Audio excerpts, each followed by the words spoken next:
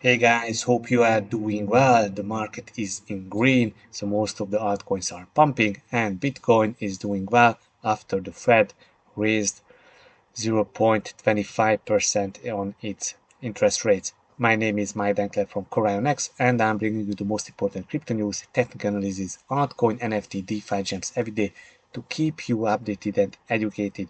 I should state that nothing in this video can be considered as a financial or investment advice, everything just for your education and entertainment purposes only. So always do your own research and make your decisions based on your research, and also take responsibility for your decisions. Guys, smash those like, push the bell notification, or subscribe to the channel if you haven't already done so. And let's dive into our today news. As let's make this smaller. Okay, now, yes. But so our favorite bubble chart, everything's in green. Bitcoin up 3.8%, traded at 41,000 US dollar. Ethereum up almost 5%, traded about 2,700 US dollars. And you see many altcoins are up almost 14%. Sand, Aave, Mina 12, Dot, Gala, ANC, Arweave, DCR, X Infinity, Rose, and Zcash also. Link Waves doing really well, so good to see. I even cannot see any altcoin in red in the top 100, so this looks pretty good. Let's go and check our favorite indicator. This is at 24, so investors are still in extreme fear, and as you see, this is bottoming out. So we'll see if the price will starting to move up, the greed will come back, or we still remain in the fear zone. Our first piece of news is that Bitcoin sees mother of all consolidations as 40% BTC price squeeze fails. Okay, traders are uninspired by market composition. Liquidation data from on-chain monitoring resource CoinGlass likewise shows limited shakeouts as a result of the latest squeeze higher. BTC liquidations totaled 47 million over 24 hours. So you see, we had some liquidations, especially in long positions, have been liquidated on the market. 39,000 is an on-chain value king, the mother of all consolidations. On-chain volume at 39,000 is the largest in the entire history of Bitcoin.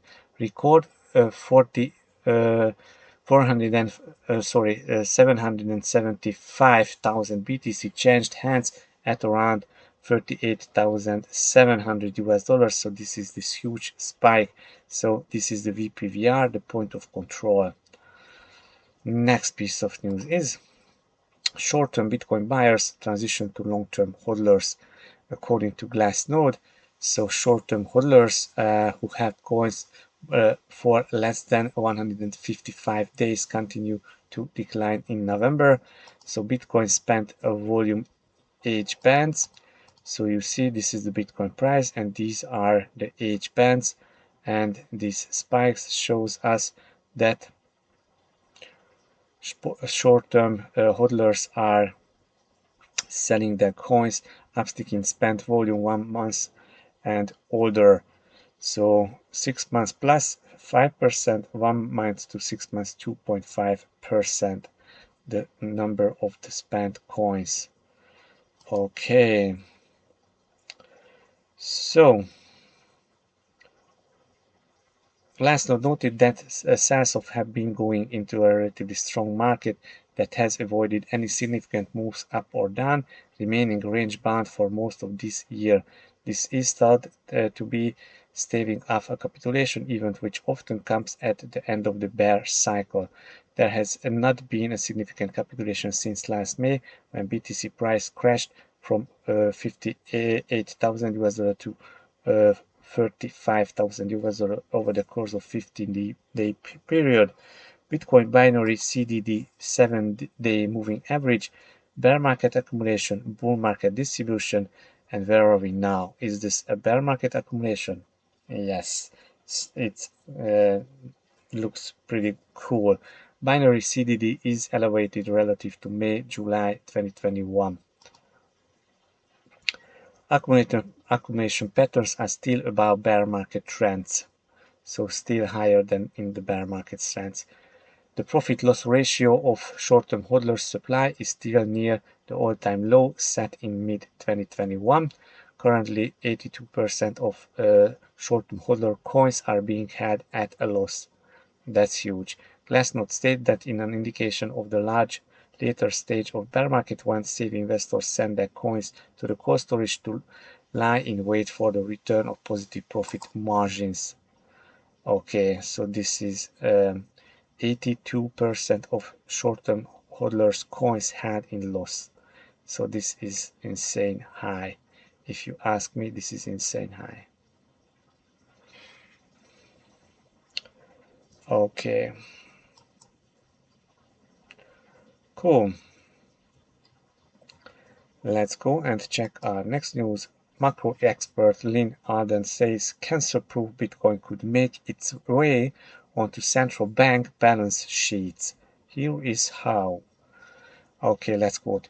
In theory, that increases the desirability of reserves that can't be cancelled. The knee-jerk one is gold because this is the one the central banks already own. It's already big and liquid, something like 12 trillion US estimated market cap, less volatile.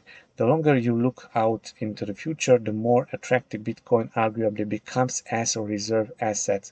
The macro analyst is talking about that. I think it shows up first is thing like sovereign wealth fund because if you define something as an investment, you get away with more volatility than if you define something as a reserve.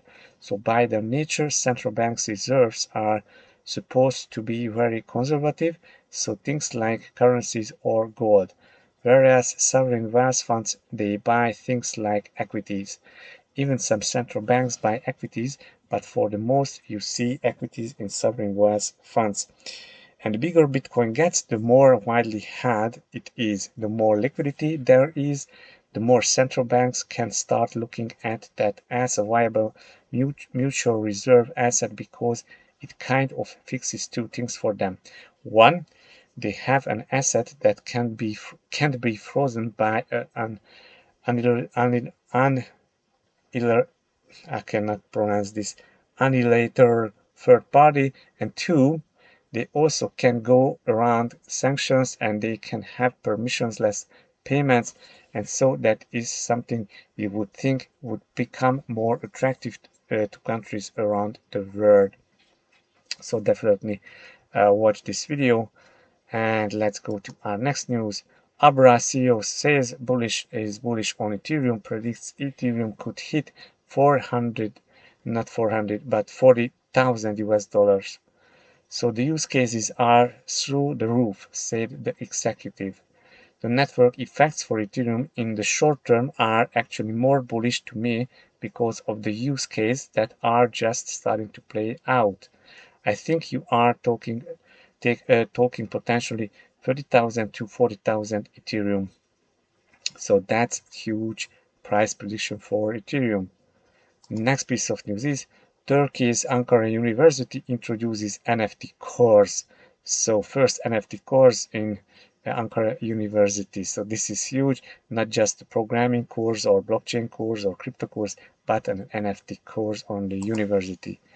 Next piece of news is NFT scaling platform Immutable raises 200 million US dollar in Series C funding round. And what's the more exciting things here that investors also partook in the round, including Princeville Capital, Arrington Capital, Parachain Capital, Myray Assets, and Liberty Global, and lots of other institutions and investors are also in. But what's the most important that some of the companies already building on the platform include GameStop, TikTok, OpenSea, and Gary V's friends. So they are already building on Immutable X and also OpenSea. So somehow they are competitors, but OpenSea also using the Immutable X technology to build a new NFT marketplace. Immutable is logged in on developing a leading, ambitious, and dependable Web3 ecosystem for a new era of creators that desire scalable results in the world's fastest growing industry, said Immutable CEO James Ferguson.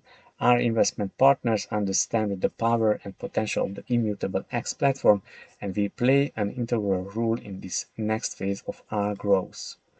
Next piece of news is FTX launches a regulated branch in Europe and the Middle East. So FTX is expanding to Europe and Middle East. So big congratulations to them. Guys, let's go and check out my Twitter feed. Definitely follow me at MIKLOS Dankler and also follow at Corion Platform and definitely follow at laserpunk_gots, our NFT Launchpad projects. Guys, let's go and check some sharings. Some good signs that the EU don't want to miss the biggest technological development since the internet.